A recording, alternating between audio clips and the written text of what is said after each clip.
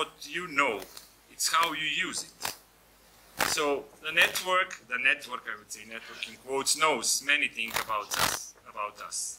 Every single one of us that has any digital footprint, any digital presence, leaves a trace in this digital world. But it's not what is known about us, what someone knows about us. It's the way it's used. And if we define, I suppose, legal frameworks and all other frameworks that we can control how the data is used, especially misused, then we can have a better world. Wouldn't it be nice if you are on vacation somewhere and you have an allergic reaction to something, for the local physician at your hotel resort to be able to access your medical data in just the same second to save your life? But it's also the same, it was also bad if someone wanted to stop me from talking here, just slipping some little substance that can read about my allergic reactions that are maybe public and accessible, and just slipping it something in my coffee and I won't be able to be here. So it's not what we know, it's how we use it. Or is it secure? Yeah. It's going to be secure, and it's always going to be insecure. The way we secure it, someone will find a way tomorrow to breach this. And then they will find another way to secure it, and then someone will find another way to access it. It's going to be a constant battle. Yeah, it's going to be a constant battle. Slobodan, you want something to add on this? Yes, a bit, not only for the transportation, but also is the other panelists mentioned about the agriculture. We also, Telecom also has a product developed together with students from the Faculty for Electronic Communications some 4 years ago. Unfortunately, we still do not have commercial customers on it. But still, if we talk about the data and sensor networks and what type of data the sensors are collecting and how they are stored and what kind of privileges for the users this could have, they are enormous.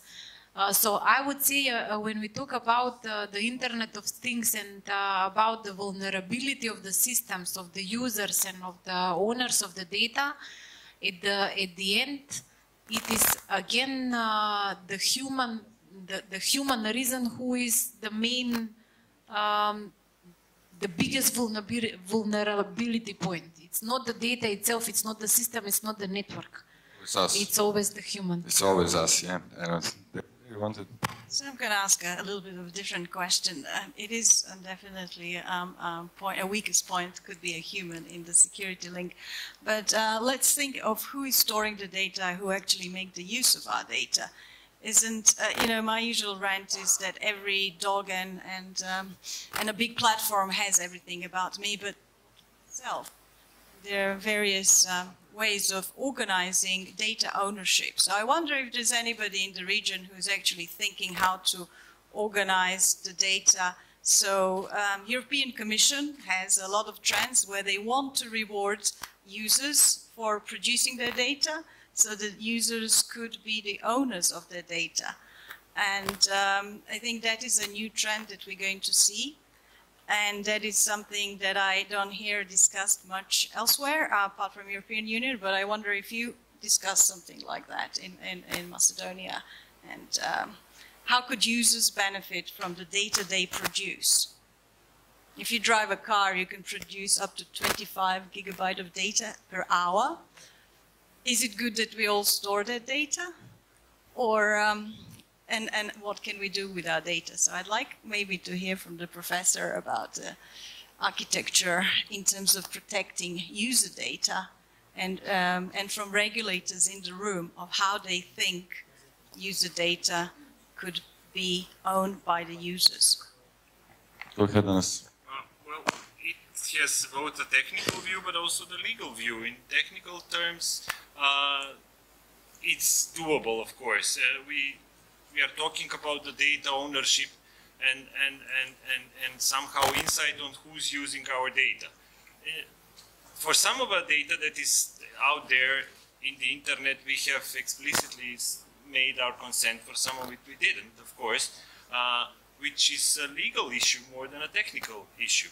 If this data that if the data from my car that I share from my car helps someone to avoid a traffic jam at some point, it is a positive example. It saved, it lowered the energy consumption, it lowered the production of CO2 because not 10 of us were stuck because of this traffic accident on the main boulevard, but only I was stuck there, and through the data I generated, it helped the nine other to avoid this place.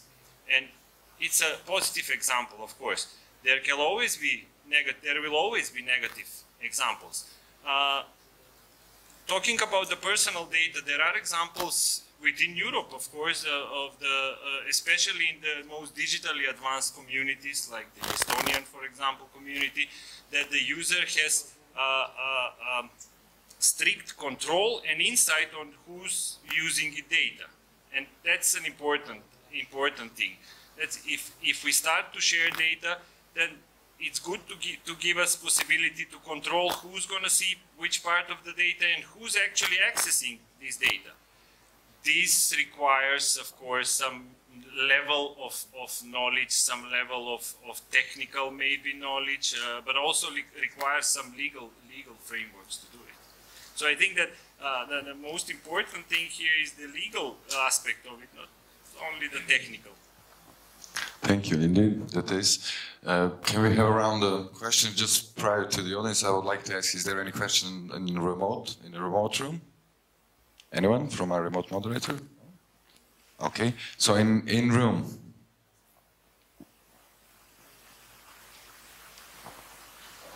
Sorry, it has to be me again, but this whole thing I don't think this works. Here you go. I'll just pass you.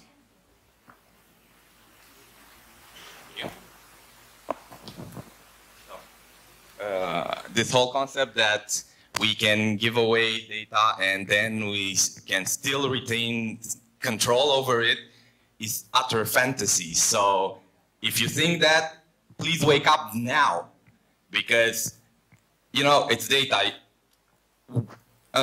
Until you give it away, yeah, you do have control over it. But once you give it away to someone who just crosses his heart that they won't misuse it, they won't use it in any other way than stated, this is just hopeful thinking. I would add naive hopeful thinking.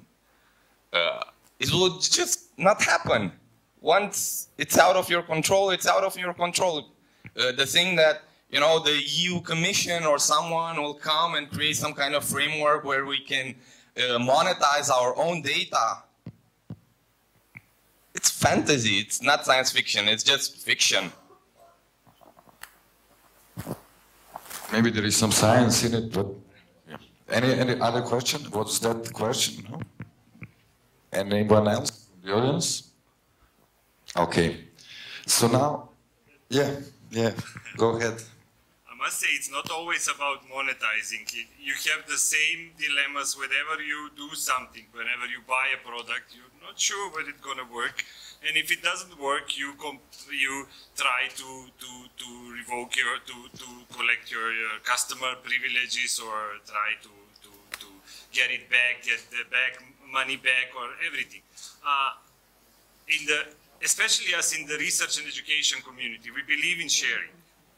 Because without sharing, there will be no science and no progress. If everyone keeps it to himself, it will be no progress. Our progress is based on sharing. Internet helped the educational community was developed, and it was adopted first between, if I take aside the defense, the first it was adopted by the academics because of the easy way of sharing data. So I'm not always saying personal data should be shared. Of course, everyone should have a control what kind of personal data it's sharing, but sometimes it can be very helpful. Thanks. And another, go ahead, please. Here it is. Here is the one is working. Yes, there is a contact. Okay. I think that in the back we have some dilemmas. Yes, we are living in a digital world, and we are not trying to have total control or total regulatory framework that will assure us that everything will be in line with the law. There is always possibility, but at least I think that we should try to create some regulatory framework in order to avoid abuse of this personal data. We are sharing data, we are working in a digital world, in a digital environment, so we just have to find a way how to try to control it and not to influence it. And on the other side, we are witnesses of this, what was Google Forget case, you remember? So there is always possibility personally to check, it's easy tool, and you ask Google to forget everything about you, and then these are small steps. But there are a lot of challenges in front of us because we are facing with enormous amount of either personal or other types of data. So we should look for a way how to narrow the possibility for abuse of this data. So this is my opinion. Thank you. Anyone else? Okay. We will now go ahead. Are you a regulator? A telco operator. Thank you. From Macedonia. Thank you. I think that is a really good segue into this challenge about data ownership and how users experience the whole Internet of Things network, to introduce Valentina, who will speak from a civil society and a user point of view of her challenges in the Internet of Things. So, please. Thank you. Hi again and again. Okay, Internet of Things against the four, I don't know. But I would say that, okay, I was listening to the smart city of Skopje. And then I closed my eyes and was thinking of Sarajevo. And I was seeing Sarajevo. And then I opened my eyes and realized Sarajevo smart city. We have buses that are 20 and more years old and trams. We have no accessibility for many of the buildings. So for the sidewalks have car parked. So are our city becoming smart because of a chip that is put somewhere else? While we still lack, in Sarajevo, I lack the basic. If I'm a disabled, I cannot enter the bus, the tram. Would be nice to have a possibility, and I think we have also applications that allow people to know where the bus comes. Unfortunately, they are not always on time. So the schedule, it's dystopian world.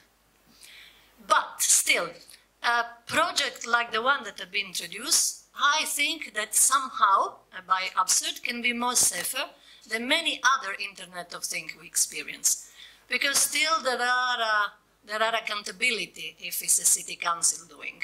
It can be tough, can be difficult, but still there are accountability.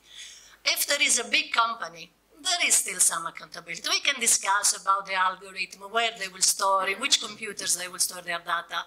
We can discuss if the data are ours or theirs. But still, we know who is doing the thing, and so we can point if we want. But there are many Internet of Things, and I want to talk about Internet of Things because I believe in pleasure. And one, it's a little doll, Kyla, maybe you have heard of her. And the other thing, it's a vibrator. Maybe you have heard of it. Vibrator, dildo, I don't know if you have ever used. I did, I do, maybe. It's not this the point, but the point is, vibrator can get cheap, and they are part of the Internet of Things. Why? Because Internet of Things is any object that get a chip, and then you can connect with the Internet, Wi-Fi, Bluetooth, and you say, wow, why a vibrator should need a camera and a chip and be connectable with the Wi-Fi? Well, because there are distant lovers. I know I'm very distant from my vagina, and if I can look at it, why not? Anything against? It's freedom. But if I talk about the Internet of Things and talk about sexuality, then what's happened? Shame. And if someone hack my Wi-Fi and put my vagina on the internet, and with big data triangulation, everyone can see how she's doing. Then they say, but you should know, you know, we are in the digital. Why did you put that? And so I'm to blame. My vagina is to blame. But the ones who put the chip, the producer, the engineer, why choose the cheapest one? That is product in Syria, and any kids with any basic knowledge can hack. And Kyla the dolls, the same. It's a wonderful doll that can have by Bluetooth, that can provide a very nice experience to the children, because you can talk with the doll. And she can answer to almost any question except sexuality. Gay, lesbian, LGBT, this is not on the dictionary of Kyla, because we need to remain hetero. So we can talk also about how the Internet of Things is framed. What is this Internet of Things? Because there is a one thing before. Who frame the things? Who frame the Internet? And this is an issue of power. And again, all these data are there. Clouds doesn't mean that it's in the sky. Cloud means somewhere else, another computer, bigger, harder, a farm of computers. It's a place that someone has control. And this brings to me, which kind of technology?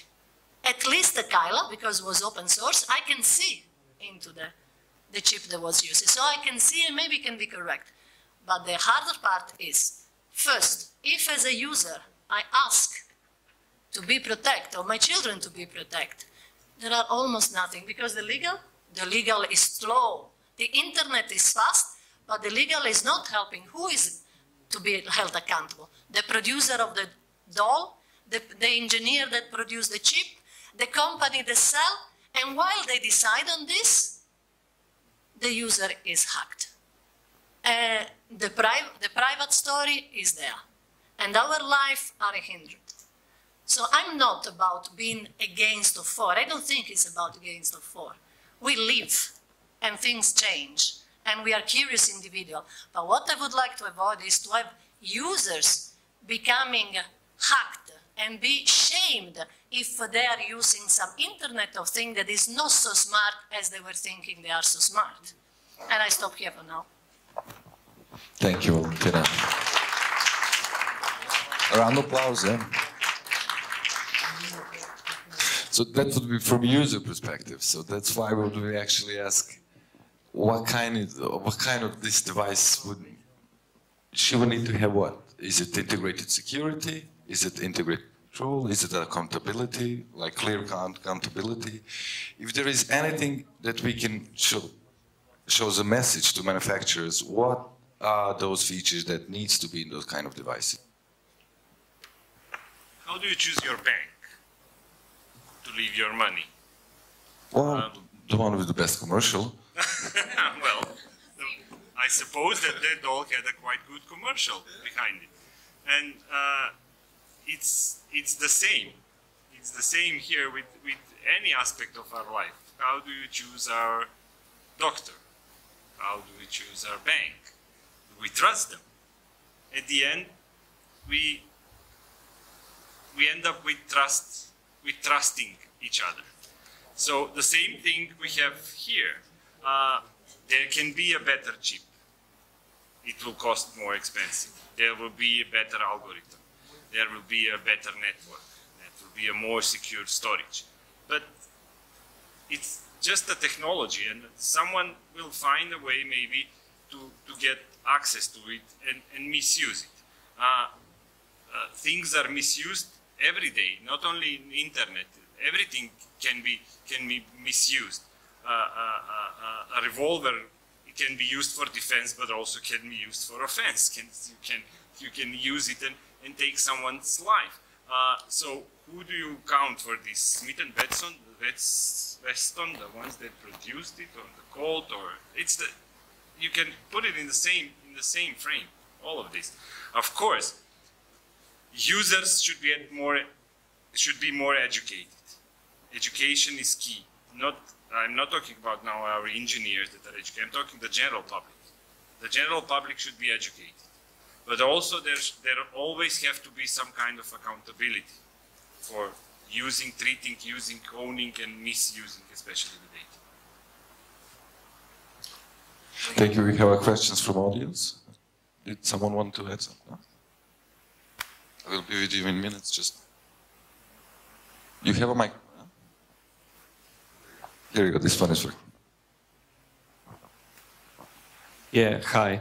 I would like to emphasize that this discussion is extremely, in a way, techno-deterministic in terms that we're basically saying that the Internet of Things and smart cities and, you know, things with chips will improve our lives, will solve all our problems, and we don't have to worry about anything, we just have to push a button.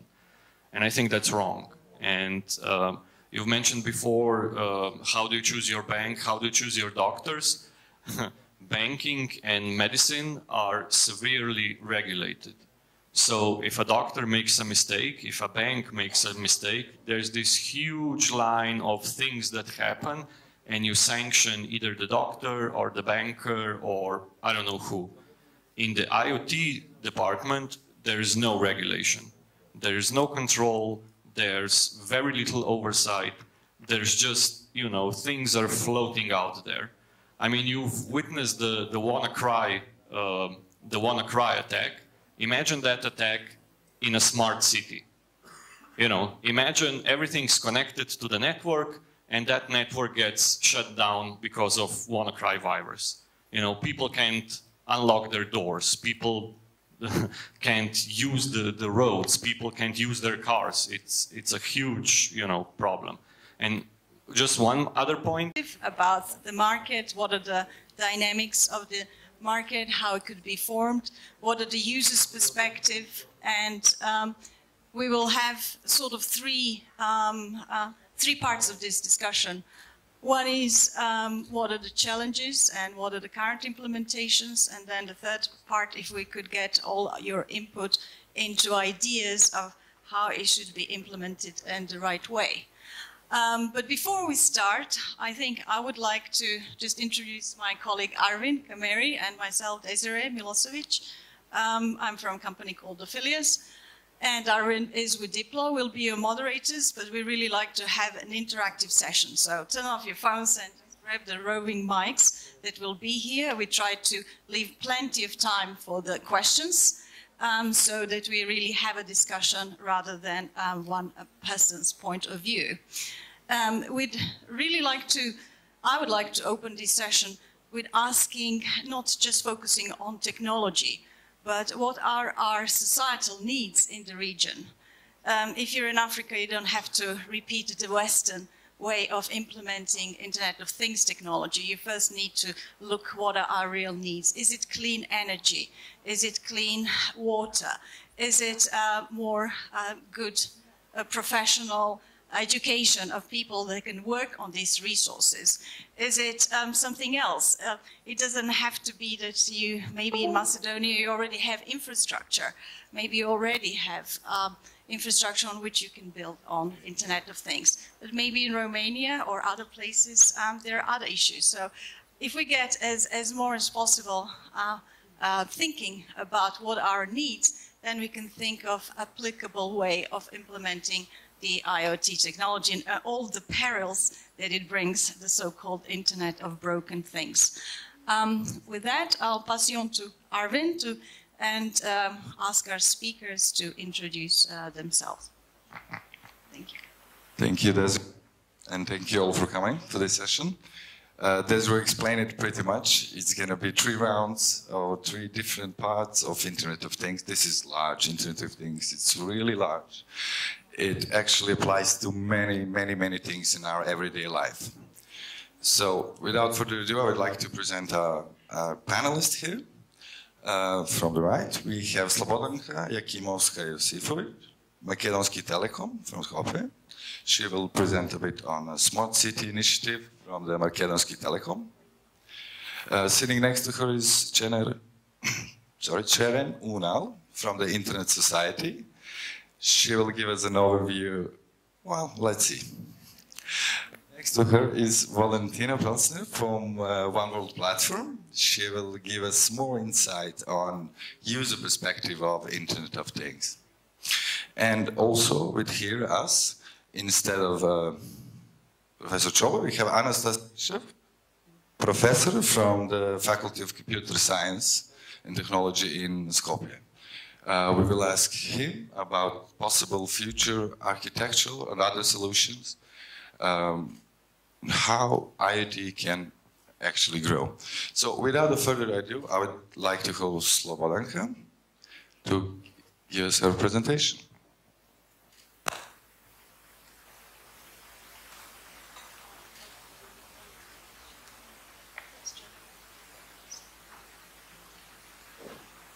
With the introduction of the Smart City project of Macedonia Telecom, the citizens from Skopje will be provided with comfortable, fast, and efficient transport, suitable for a modern metropolis.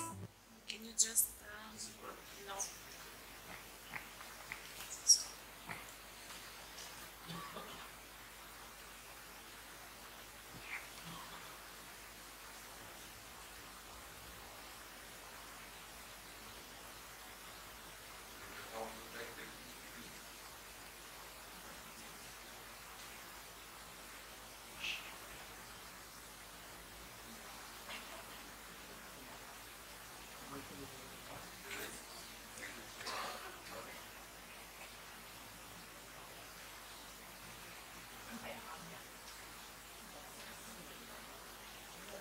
With the introduction of the Smart City project of Macedonia Telecom, the citizens from Skopje will be provided with comfortable, fast, and efficient transport, suitable for a modern metropolis. We will show you what it all looks like through one day in Jana's life in the urban city of Skopje. Just like any young girl, in the morning you can often see Jana with a cup of coffee to go in one hand and the telephone in the other hand. When she arrives at the bus stop, Jana immediately looks at the info display, where all bus arrivals are shown in real time. Jana gets on the bus she wants, and while doing so, she is able to have a fast and easy reading of her smart card. A single bip greets her at the validation device, and she is already in her seat. Coming back from work, instead of going to the ticket sales point of public transportation company to top up her account, Jana simply goes to the device that operates 24/7 and enters money. In addition, on her way home, she sends an SMS in order to find out the time of the next bus. And she goes to the supermarket nearby because she has just enough time to get the groceries and then catch the next bus. Even if she hadn't managed to find the device, she still would have been able to pay for the transport with her smartphone with the help of MobiPay by simply dialing the number 185. As simple as that, isn't it? Yes, Jana adores planning each minute of her time, and isn't that a privilege that we would all like to have? Yes, Jana is lucky because she has chosen the most comfortable way of moving around the city. Skopje, her city, has become a smart city, thanks to Macedonia Telecom.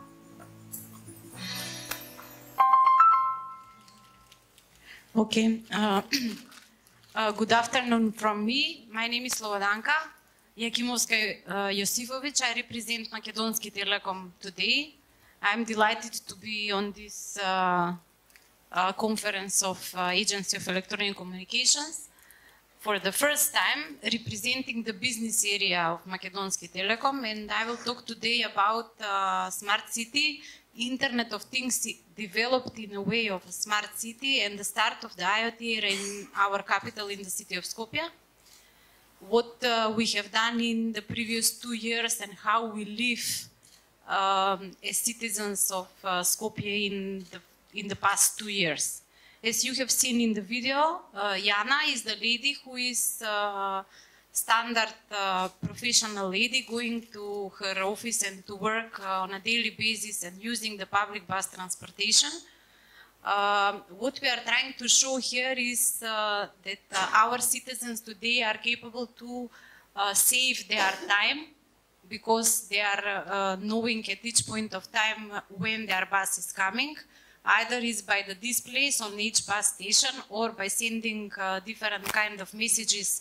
It's either through internet or a standard SMS message to see when their bus will come at the place where they want to start the ride. This is one part of the system that is being implemented in the city of Skopje, and the next one is the ticketing part. As you have seen on the video, Jana can pay her bus ride either with a plastic card, which is the usual way of payment, or she can also use her mobile phone to do the payment via her phone or via her postpaid bill. And this is being implemented and is being alive for all mobile subscribers, no matter what kind of phones they use in the city of Skopje. Of course, in case they are citizens from other city and in case they want to pay for a single ride, they can also do so. So it's not closed for the citizens of Skopje. When also there are tourists coming from other cities, they are eligible to go in the public buses of Skopje and to have a ride in the public transportation. What we have done so the project is being finished in 2015, so it's already live almost 2 years, 1.5 years, and we are living it on a daily basis. Why I'm saying this, because you will see what kind of challenges we are facing on operational level.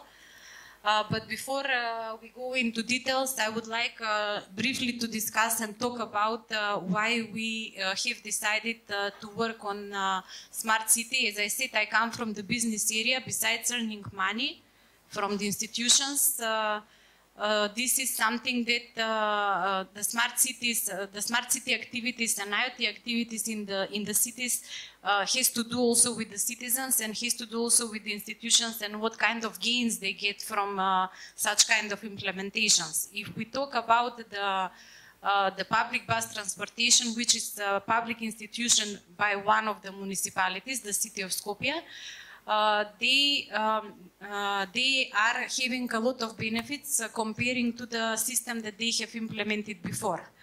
In the system that was implemented before the public bus transportation in the smart transport way, they had a lot of problems with collecting money because a lot of people which were driving in the buses were not paying their tickets. So now the system is fully controllable. They know their revenues on a daily basis and they can make control in each bus at each point of time with, of course, argumented facts in case the customer paid or didn't pay, so they will penalize him.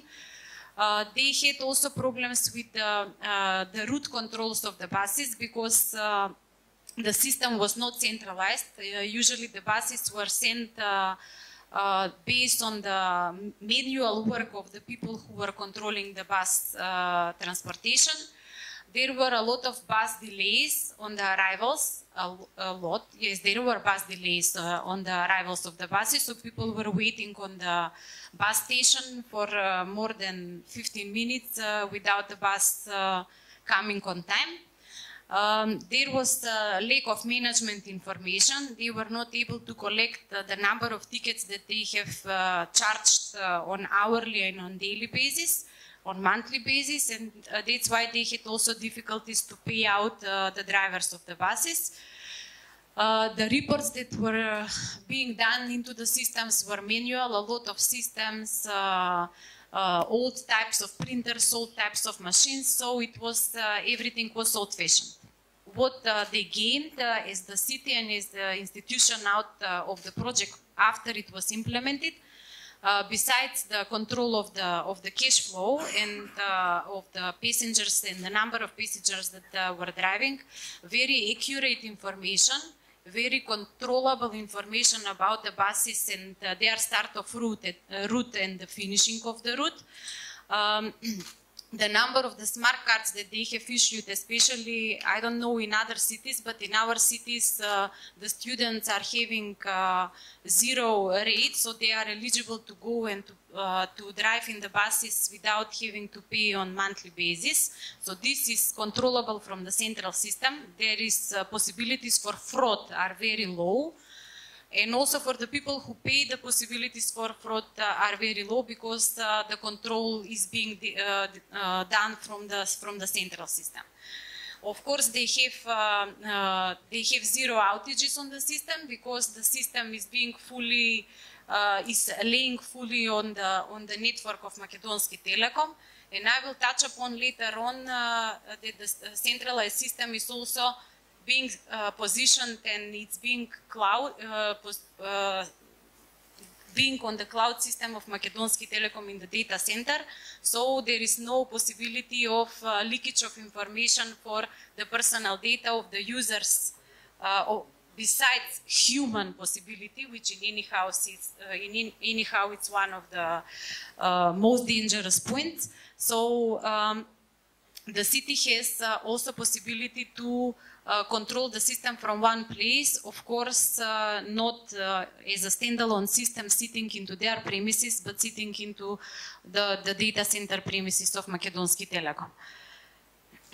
So here are some data about the number of transactions that are being done on the system on a regular basis. So there are around 2.5 million transactions for 3 months. So each quarter, and this number is rising day by day. On each quarter, there are around 2.5 million transactions.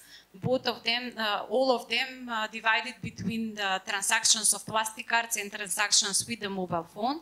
Currently, it was enabled also for the mobile phones, phone users and subscribers of the other operators, this to be enabled. So the number of transactions is growing on daily basis.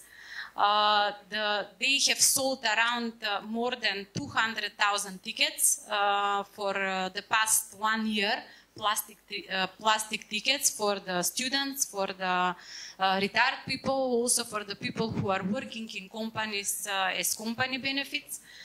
Around on daily basis, we are counting around 150,000 transactions, and the accuracy on the information for the buses that are arriving on time or not on time, and the time when the bus will come on the bus station is around 99.9%. As I said before, the system has two major parts, two functional parts. The first one is the smart ticketing part, it's about the payment, and the second one is the vehicle control. All of it is being underlaid on the network and connectivity from Makedonski Telekom. So just for your information, in each of the buses there are at least 4 devices, IoT devices, each of them equipped with a SIM card or a different type of communication capability in each of the buses. That's how the buses are being controlled and are being driven through the network of Telecom. All of the information are being kept on infrastructure and on a platform as a service being positioned in the data center of Makedonski Telekom. So the customer, the city of Skopje and public bus transportation does not have anything to do with system administration, with paying of the licensing, with administration of the application, nothing. So they are just using it as a platform from the central system. Additionally, this has different advantages, as maybe we will discuss upon in a bit more in the second part of this discussion, about the security and about the privacy of the data. But we consider that in each of the IoT implementation, no matter for the smart city or for residential products, it is important that the data are kept in single place, because that's how the guarantee for the security and for the data protection is being on the side of the operator or on the side of the provider of the service. This is the number of the places where the system is being deployed. It's around 650 buses that are being equipped with the system, with this IoT system. There are 8 places where you can buy the service from the public bus transportation. These are the same places that were existing before. There are additional network of around 100 places for topping up of the same as for prepaid top-up. They are being used also for top-up of this plastic card. There are this standalone machine, as Jana was about to top up her account, website, and of course, as I said, mobile payment being done through one single number for all subscribers in Macedonia. Additionally, the LED displays are existing not on each bus station, because this is how it was designed at the very beginning, only on the places where there are a lot of crowd. So it's only 50 of the bus stations that are being equipped with the bus displays, although in Skopje there are around 1,000 bus stations. Not all of them are being equipped with these devices. Additionally, we have provided also a website where you can go there and top up your account. You can see additional information, send SMSs to get enough information when the bus will come at which bus station. This is the ecosystem. As I said, everything is being provided through the communication network of Telecom. The web portal and the customer service, of course, they are help desk. They still have a help desk where they report problems on daily basis. And we are going on site and doing the necessary servicing of either the bus or the software or each part of the system. As it was mentioned on the session before, last year, but our award was not mentioned. We were awarded with a prestigious award from this World Congress on Information Technology that was held last year in Brazil. So our project of Makedonski Telekom for Smart City of Skopje as a solution was awarded in the category Smart Public Transportation.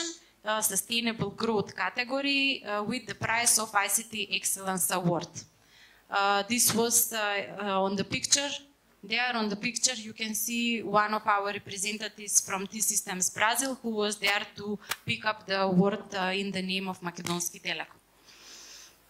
What are the next challenges when we talk about smart cities? As we said, with providing this solution for the city of Skopje, we consider that we have already started the IoT era into our city, in the main capital. Of course, this is not being closed in the capital of Macedonia. It can be also implemented in the other small cities, and villages. According to some of the reports and some of the researches, feasibility studies that were done from different bodies of the European Commission, one of the things in order to start with infrastructure preparation so that you implement any kind of smart city module in each of the cities is that most probably the smart light part is something that every city should start with, because in this case you provide enough infrastructure from communication and also from electricity perspective, where on top of this you can build upon the other modules of the smart cities. However, even with this, having the network at the background, we still consider that it's possible that we upgrade, as also in the other metropolis in Europe, that we upgrade our solutions so that with the same card, so-called now in our case Skopska, you can go and rent a bike, you can go and visit the zoo, you can go and pay the ticket for the parking places. So it is, the possibilities are enormous. This is the way that we have started working 2 years ago, and we continue. As I said, not only for Skopje, also for the other cities in Macedonia. Yes, this would be it from my side. Thank you. Thank you. And can we have a WebEx on our screen? No? No WebEx. So, okay. We had a remote panelist who would... Can we? Yeah, please. In this first part of the session, we try to actually look at the business solutions, not so IT related, but IoT related. So next to the smart cities, another big promise for Internet of Things is an agricultural Internet of Things. So if we have a WebEx, we have on online participation, we'll have Dan from Atoms and Bits, which are representative of Libellium, and he will actually give us an overview of the most latest agricultural IoT solutions. Do we have him? Can we, Dan, can you hear us? Hello. Hello, Dan? Can you hear me? Yes, we can hear you, Dan, please. Oh, very good. Hello, everybody. It's a pleasure to be part of this event. Unfortunately, I was not able to join you personally in beautiful city of Ohrid. My view of IoT is a little bit specific. I mean, it's the goal, ultimate goal of IoT is to create digital clones of entities that exist in real world by collecting data from different sensors, images, and so on, and making these data, making models out of these data, so that based on these models we can have a real remote access or remote monitoring of these systems. Then we can have data analysis, so to have the insight what happened and why it happened. And finally, what we are focused on is how to develop models that will predict how the system will behave in the future. And now coming back to your question regarding agriculture, I first would like to share with you some reasons why we need IoT in agriculture. And I think that the key point here is that food production must increase by 70% by 2050. And having in mind that we have limited resources, for example, agriculture consumes 70% of the world's fresh water supply. We have a limited availability of arable land. There is a huge impact of urbanization and rural labor supply. And the land and the air is more and more polluted. I have some figures that, for example, pollution kills 3.7 million people every year. So we have to produce much more with much less. And then we have to do something what is called precision agriculture, meaning by collecting data from different sensors, cameras, and so on, we can remotely monitor fields, and based on insights collecting from these data, we should reduce the usage of fresh water, chemicals, increase the production, and at the same time do the production more healthier and with less pollution. And here is the place where IoT came. So that's exactly what IoT solutions do. Based on collecting different kind of data, we are developing model that will tell to farmers what have to be done in which specific period of time, and what chemicals should be applied, and when the irrigation system should work, and so on. At the moment, there is a lot of different references, especially from Libelium. I can give you just a few of them, like Vineyard Health Monitoring System in Switzerland, where they have developed a model that predicts the insect pest activities and allows the growers to make ready and apply insecticides precisely when needed. And that's a key point of precision agriculture, to precisely apply something when it's really needed. There are examples from oil tree monitoring in Italy, there are farms in Austria, and so on. And I can give you just one short example what I'm doing here with some apple producers. So they have some like five hectares of apples, and they have the irrigation system that every evening is active and do for 4 hours this irrigation of this land. And based on what we are doing, we are just connecting to these systems, taking it to cloud, analyze these data, and first of all, he is in position to remotely switch off, switch on this system. But then we can also, in the next phase, build a system or some kind of algorithm that will estimate when and how much the water is needed based on the sensors that we have in the yards, like there is a soil moisture sensor, or there is a temperature sensor, and so on. So just to finish this story about IoT in industry, at the moment, some estimations said that there is 6 billion devices in the field. By 2020, there will be 50 billion devices there. the amount of data that these devices will collect will be enormous. And the key point is whether the models built on top of these data can help us to achieve these goals in agriculture, but also in other areas like industry, like smart cities, what we heard, and many other areas. So that's all from me. Thank you. Thank you, Dan. Thank you, Dan. And please, I would like to ask you to stay there if there is any questions maybe for you. So please stay with us. And with this, we would like to ask Ohrid if there are any questions so far. We would like to. Yeah, go ahead. There is.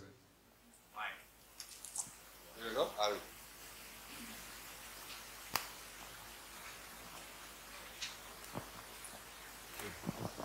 Thanks. I'm Matei. I'm Matei Vasile from Apti, Romania. I like the concept about the agricultural IoT because that's actually something which benefits from. In the end, it's not necessarily IoT. What is IoT? It's the same question as with the fake news. We're just creating a new term for something which has been around for a long time. You're just automating a system, and in the case of the agricultural setup, that's something new, something undoubtedly beneficial. But what is so new about selling tickets and tracking buses via GPS? This has been done since a long time, all over the place. There's nothing really smart city about it or IoT about it. Yeah, it's a question. What makes it so special and new? I'm ready to answer the question. Go ahead, Dan. Okay, so as I said in the beginning, the first difference is that based on IoT, we are building autonomous systems that can work in physically distributed areas, which means we can, based on the huge amount of data scientists can build models of the real world entities. And based on these models, we are in position like never before to do something what is called predictive analytics, which means, for example, in production, in industry, you can predict when some equipment will fail, or in agriculture, you can predict when some pest will come, or that there is some special event, whatever is in agriculture. So this amount of data and these algorithms maybe it was not possible to process this in the past because there was no connectivity that can handle this, there was no data storage spaces to do this, and there was no enough and cheap processing power that can process all this data. Thank you, Dan. I don't know whether I answered your question, but... Yes, thanks, Dan. Anastas would also like to add something. Just a few thoughts about this. It's an interesting example, the agricultural, because this technology has been known to be used in the agriculture for many, 10, 20 years ago. Maybe sensor networks were very popular when it started to gain their popularity and started to get very popular into the area of agriculture especially.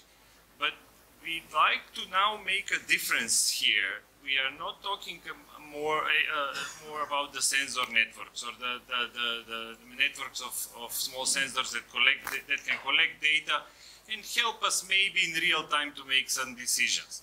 Now we are talking about Internet of Things means a step forward in this. Now we are talking about the convergent networks that enable us to seamlessly have this data integrated and collected and present on the internet. So the things there is this leap forward with it. The sensors are there, and they were there many years ago. But now the thing is that we have the data now integrate it into the internet as we know it.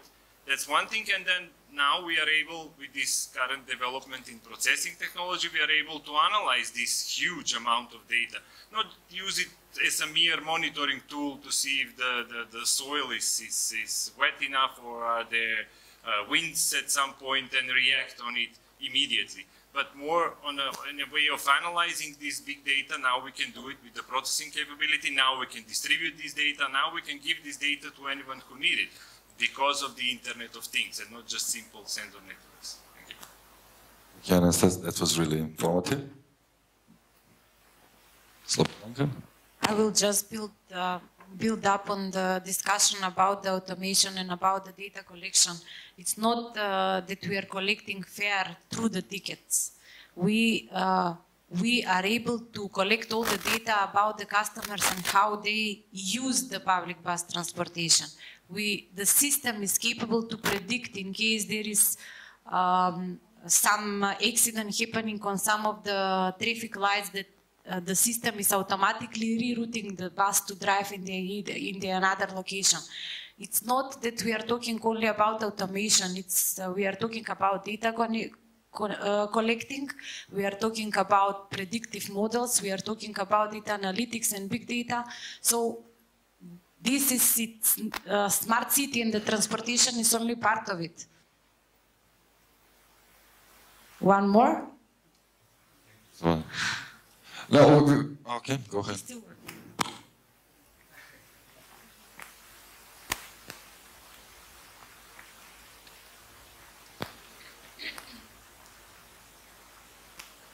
So to the whole, okay, we're going to route buses around the crash and stuff like that. I have just one word for you: Waze. Moving on to the whole, we're going to analyze everybody's data and big data and a lot of other buzzwords. How do you handle privacy and data protection for it in the US? And there's this paper since a million years ago already. It's proven that you can identify a single individual just from their home zip code and work zip code. If you add in all, let's say, an anonymized person travel patterns, you can identify that person. You will know probably more about him than he knows himself. So have you thought about that? We were just to discuss so that. you are seeing it as like this is a good thing, but there's going to be a second part of this conversation. What kind of machine for washing clothes you have at home? The non-IoT one. So how do you know? Because I know. Because I'm an engineer. Unfortunately, not all the people are engineers, so they have trouble knowing what's good for them and what's bad for them when it comes to this kind of privacy invasion. Thank you, Anton. We were about to discuss that in the second round of another intervention. So, Desiree, did you want something to add? Just to thank for this interaction. I think it's leading to where our next part of the panel is going, and I think you make a good point of what is the difference in the internet network of networks and the internet, and I think that speakers provided some insight, but rightfully so. I think you point to the biggest challenges of how the data is used and whether users who have Internet of Things in their fridges or homes or cars or in their fields are getting access to their data or somebody else is using it. I think with that we have an expert here who is going to talk more about big data and the challenges that it causes to privacy. So I'll ask Charan to continue commenting this. It's working, right? Okay. Hi, I'm Ceren Ünal. I recently joined the Internet Society European Regional Bureau as the European Chapter Development Manager. Originally, I'm an IT lawyer from Turkey. Today, I'll try to give you the overall perspective of the Internet Society on the Internet of Things. So the Internet of Things is constantly evolving as we speak, with many areas of application, from smart cities and agriculture, as we just saw, to self-driving cars, automated homes, and even bio-connected humans. We're talking about a rapid expected increase to over 20 billion connected things by 2020, and a growing convergence between the internet and the physical world. As IoT is only just beginning to take shape, at this point, best practices, standards, and regulations might be difficult to keep relevant and useful. There is also a rapid innovation from a range of new players in the field, from traditional technology companies to startups. While the established actors understand how the internet ecosystem works, the IoT brings in new players, manufacturers, vendors, service providers, who might have challenges understanding the internet environment, which makes things even more difficult. In this rapidly evolving environment, it's important that we take an approach focusing on the future and the way forward. This is exactly how this panel is organized. ISOC has an ongoing project called Internet Futures, for which a multi-stakeholder survey was conducted on a global level on how the internet will look like by 2025, and what are the drivers of change, what are the challenges, and what are the main concerns. Unsurprisingly, the Internet of Things is recognized as a driver of change by the participants, and the key challenges and uncertainties are raised by our community on a global level. One of the main concerns is obviously the shift from the internet as a mere vehicle for content delivery to one which is interconnected with and controlling the physical world, with impacts on real property, real assets, and real life. So it's no longer just about data and content anymore. There's undoubtedly an increased potential for surveillance, privacy intrusions, and discrimination, as well as a parallel increase in cybersecurity vulnerabilities and types of targets vulnerable to attack. There is also a greater pressure to control, monitor, and manage internet endpoints, which raise the stakes for government involvement, which in most of the cases is quite worrying. There is also an uneven distribution of benefits of the Internet of Things between the developed and the developing regions, and even regions within Europe are at different levels of development when it comes to the Internet of Things and fully benefiting from it. There is also a huge potential social backlash of living in an always-on world, including in the physical environment. So privacy was traditionally described as the right to be let alone. Then we had the internet, then we had social media, where we put ourselves out there. We changed the whole thing. And now we have this concept of being always on, which has tremendous transforming effects on the society. We're not just talking about connected devices, but a big complex system. So the IoT is not just connected devices connected to the internet. It is a network of devices acting in a coordinated fashion and being automated, controlled, and communicating over the internet. Security and privacy on such a complex system is defined only by its weakest link, and with more devices linked to the internet, the vulnerabilities on the Internet of Things have growing effects on our everyday life. So I'll stop here to talk later on more on security and privacy. Thank you, Sharon. As you all see, the data is the main word. Data, data, data, data. There is a generation of data. And so we will have to know how is this data actually stored in the Internet of Things? How is it exchanged? How those devices are connected? And where those data goes? To help us in that, we will have analysis.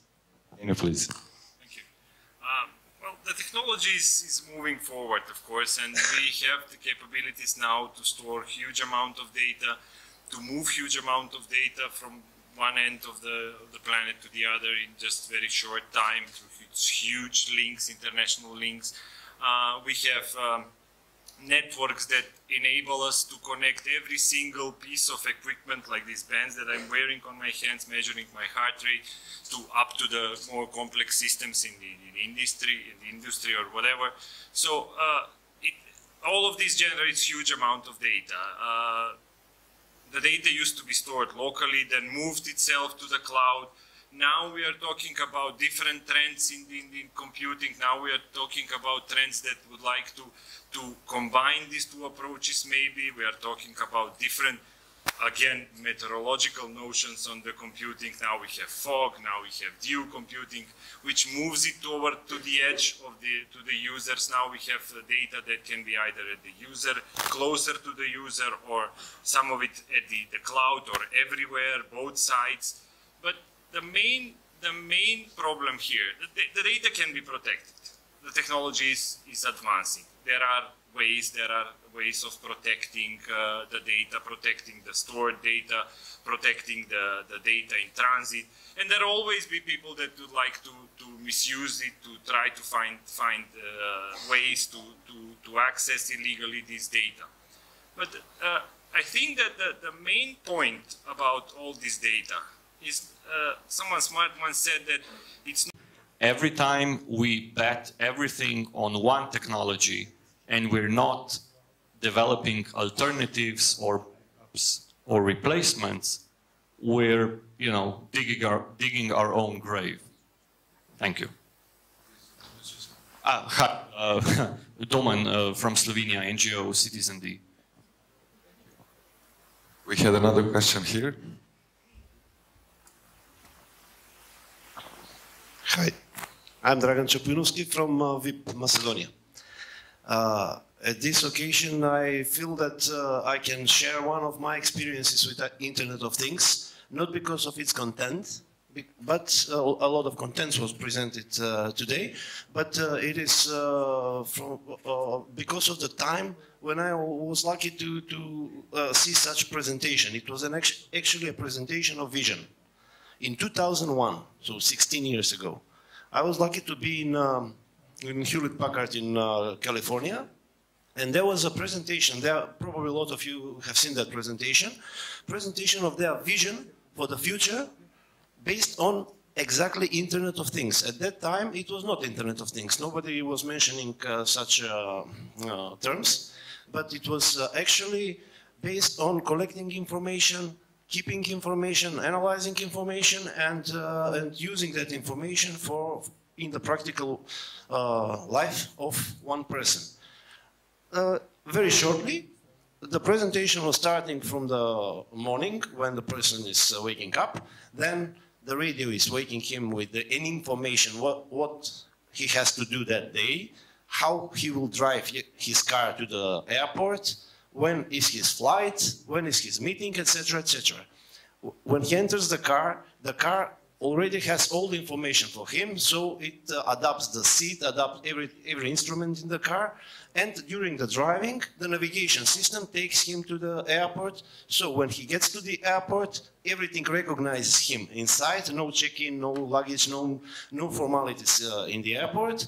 Then during the flight, he has thrown some coffee on his shirt. On the exit, there is already a new shirt for him, according to his other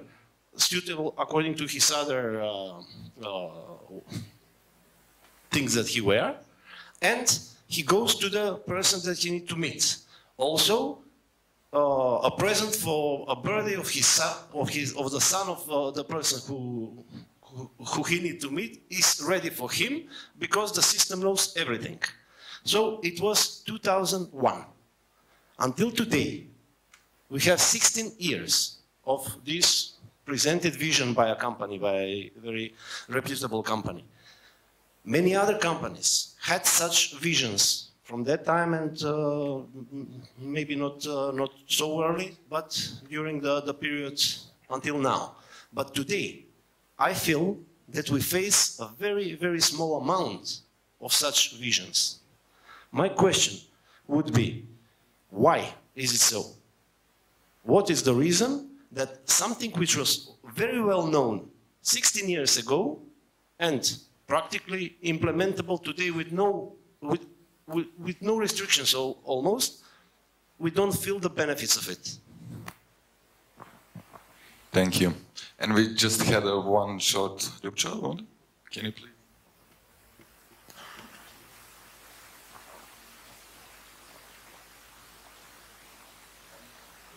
Is that on? I just wanted to chime in with something that perhaps was covered. Sorry, I entered a bit late. But I think it is very important to mention every time there's a conversation on Internet of Things, and a thing that usually goes along with it, and that is artificial intelligence. And that is the fact that anytime we think about the Internet, we most often mention the democratizing power of it. And it does have that power, and it's proven in every iteration of its development.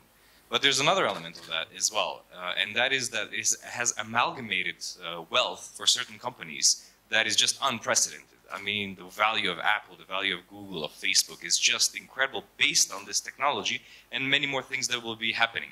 So, I mean, we were talking about IoT in farming, and right away the thinking very often goes to the industrial type of agriculture, where you have, you know, big land and just one thing that is growing on it, and then computers that are controlling how much water to put in and how much herbicide or pesticide or whatever it is.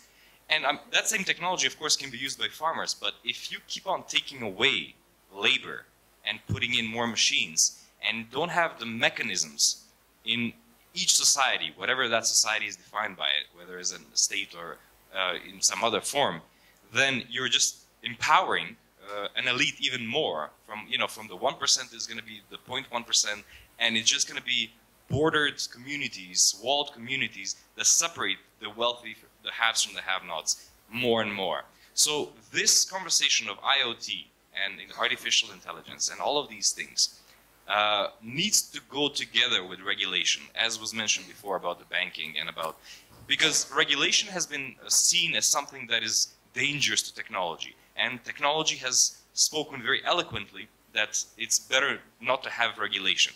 And for it to develop, for the internet to develop, perhaps it was true to some point. But we're now entering some stages where it really, if we allow it to develop on its own, the consequences can be really disastrous in society's structure. Thank you, Ljubča. I would like the panelists to reflect on those questions, please. Vale, go ahead. Okay, so Internet of Things is ubiquitous surveillance. Let's be honest. You know, you can be surveilled anytime, any moment, in any place, if we scale up.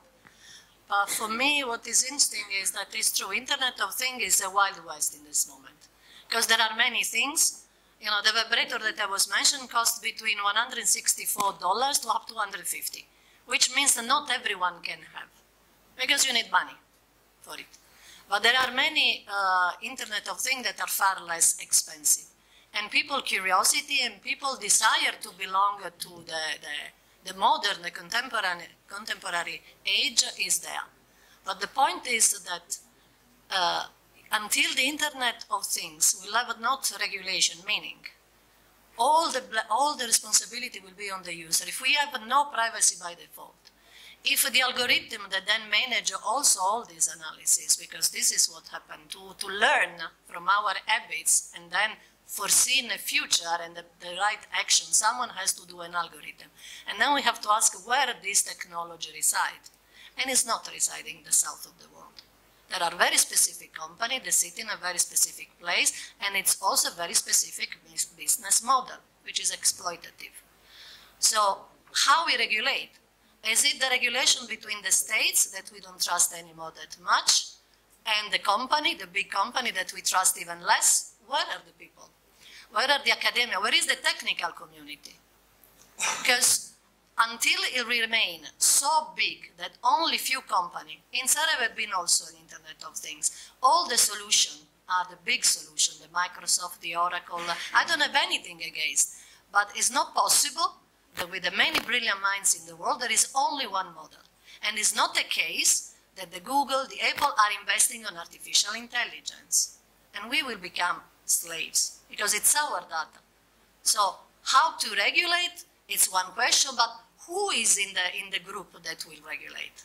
Because people are always left behind, and the treasure is done with our data. Thank you, Alan. We are really short on time now. We have many questions, but maybe, Jelen, would you maybe to this? Yes, I'll try to address all of the questions raised, which are very legitimate questions. So we have this fascinating world of the Internet of Things, as Valentina perfectly projected. It's really hard to top that. But it's also a very fragile environment, so the need for a collaborative approach is more apparent than ever. The Internet's development has actually been based on voluntary cooperation and collaboration, and these still remain the essential factors for the Internet and even more for the Internet of Things. By the end of the day, it's the people that ultimately hold the Internet together, so the user-centric approach is often overlooked in these kind of discussions. I would like to talk about the Internet Society's collaborative security approach, which is really a no-brainer. It's based on the fact that the Internet is globally interdependent, the IoT even more, which makes collaboration between stakeholders necessary to achieve security goals, characterized by mainly some key elements. First of all, building trust is essential in fostering confidence and protecting opportunities. So the objective of security should be to foster confidence in the Internet and to ensure the sustainability of the Internet as a driver for development on a global scale. So the Internet participants from all sides need to have confidence that they can use the Internet for secure, reliable, and private communications all across the world. This brings us to the classic privacy-security dichotomy, because these issues, privacy cannot be isolated from security in these departments, and traditionally it's always served to us as a dichotomy, but why not an equation? So there might be ways to provide security without actually sacrificing your privacy. I mean, you may call, you may say I'm a dreamer, but I shouldn't be the only one, huh? The second important part is collective responsibility. So the Internet participants share a responsibility towards the system as a whole. We are talking about a global interconnected networks of network. Participation on the Internet means global interdependency. So in such a system, no single participant can achieve absolute security. And no security solution exists in isolation. There will always be threats, so it's useful at some point to recognize the fact that I agree with you. Risks to a certain level are acceptable. This is particularly important from a rights perspective, that we don't need to sacrifice our rights, and also the very reason why having a trusted system is so important. The Internet security on IoT depends on not only how well the participants manage security risks they face, but also, importantly, how they manage security risks that may be posed to others. So these factors mean that the Internet participants have, first of all, a common interest in the management of IoT to ensure its sustainability, and a collective responsibility to care for the Internet for the benefit of everyone. So this extends to the system as a whole. It's not the same as asking everyone to be responsible for their own part of the ecosystem. So a collective responsibility requires a common understanding of the problem, which I think we all do, shared solutions, common benefits, and open communication channels. And also, of course, multi-stakeholder, cross-border collaboration is an important component of collective responsibility. I know I often joke about talking about multi-stakeholderism in Internet governance events is like saying world peace in a beauty pageant, but it doesn't make it less important. So I keep on telling how important it is. So between nations, between citizens and their governments, between operators, between service providers, and across all the stakeholders, we need to be collectively responsible and collaborative.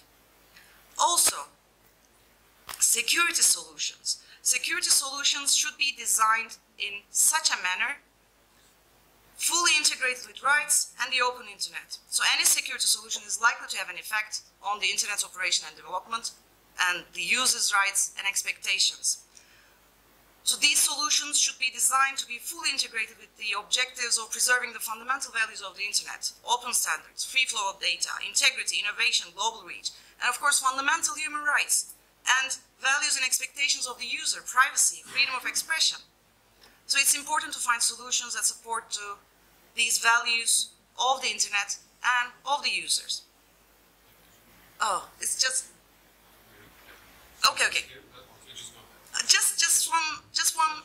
First of all, we don't need to reinvent the wheel here. We have some experts. We have experts in the technical community. So participating in some sort of unions, for example, the Internet Society is collaborating with Online Trust Alliance, and there are some standard developing organizations that can bring value in their expertise. This would also enable users and owners of devices to have confidence that these devices have been evaluated by a group they trust. So this might be a solution. Security by design is crucial. So in a highly competitive marketplace, this can make it hard to sell vendors, but the incentive for manufacturers and service providers would secure the products, and that would, in a good regulatory environment, which would be supported by self-regulation. I'm a firm believer in self-regulation. So the governments are unlikely to be successful to regulate the Internet of Things as a whole. What they might do is simply enhancing the already existing rules. So bringing consumer protection rules up to date, clarifying privacy data protection expectations, make clearer transparency rules. This will be backed and supported by self-regulation. So to set standards, to signal the value of security, educating the stakeholders, regular security assessments should be proactively performed and provide a means for reporting vulnerabilities. And the ISPs can also have a role. This collaborative approach is important. This is my last sentence. This is how the last year's DDoS attack, the chief, I think the executive of the company actually thanked the society as a whole for their collaboration to achieve a solution. And also sometimes, as much as I like grand designs, simple solutions, temporary solutions might be a good way to at least for the time being, to provide some sort of a solution in the short run, which might lead up to bigger and more effective solutions in the future. Sorry, I talked fast.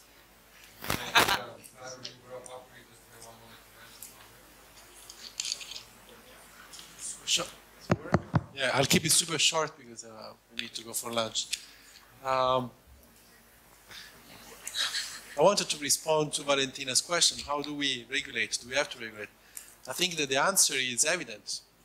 There must be some form of regulation. We just cannot let the free spirit of innovation take the lead, because you may also have some problems that we face. We already saw. I mean, you mentioned the Mirai attack of the baby cameras being used to attack networks to shut down all parts of the internet. But the way to regulate, unfortunately, we cannot rely solely to the data protection authorities of single countries, of telecom regulation authorities of single countries, because they don't have the power, they don't have the jurisdiction to go and tackle those issues that sometimes they include vendors, big software companies, search engines, and they are based all over the globe. We tried a few years back with the Net Mundial initiative to set up some principles and models to deal with that. You mentioned the multi-stakeholder model. It worked in the ICANN environment. It produced result. Probably going all the way to the top and trying to do some grand schemes as we tried with Net Mundial doesn't work. But starting locally, and when you look locally at the European Union, for instance, and bringing together 27 countries that are quite homogeneous in their frameworks, they all have data protection authorities, but push them to move towards a model that it's more inclusive and brings the big players at the table, and then start setting some forms of regulation, and uses the model of multi-stakeholder iteration, open bottom-up discussion, to end up with some frameworks, some principles that then protects us from enjoying the best of this innovation without having to face and every time goes back and fear the technology because it can be harmful. So that's.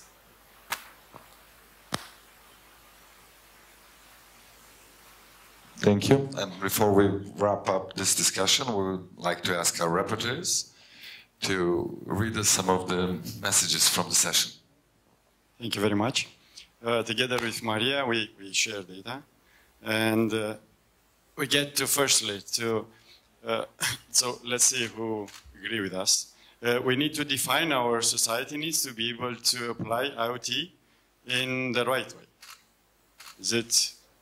Do we have an agreement? No. Okay, so we will know that as being a no. IoT is an important component of the smart city development, And Skopje was mentioned here as being one of the Macedonian smartest city. The question is, does IoT makes our lives easier? Yes or no? No. Thank you. An important area of the IoT development is the agriculture. Due to its use in the field, we might record an efficiency grow up to 70% according to the online. Yeah. So IoT might be easily seen as well in the agriculture as well as in the smart cities. Yeah, okay. Security is an issue, definitely. However, we have to balance this with the trends in the technology. We have to pay attention to what, not only to the data itself, but to those who own it. Is that right? Yeah, own it and use it. Yeah. So, are you agree with us here? Yeah, it looks like, yeah. We should understand that sharing data is the key to the human evolution. So definitely we have to pay more attention to this, but not necessarily stopping it. Are we agreeing that? Okay, and that's something like a conclusion. It looks like we all became cyborgs, but not in a superficial sense of combining flesh with wires and sensors, but in a deeper sense, like a human technology symbiosis. Is that, do we have an agree on that? Okay, those were, well, and regarding Valentina's statement, well, personally, I have nothing to report on that. maybe my colleague Maria here. Well, thank you very much, and we know that.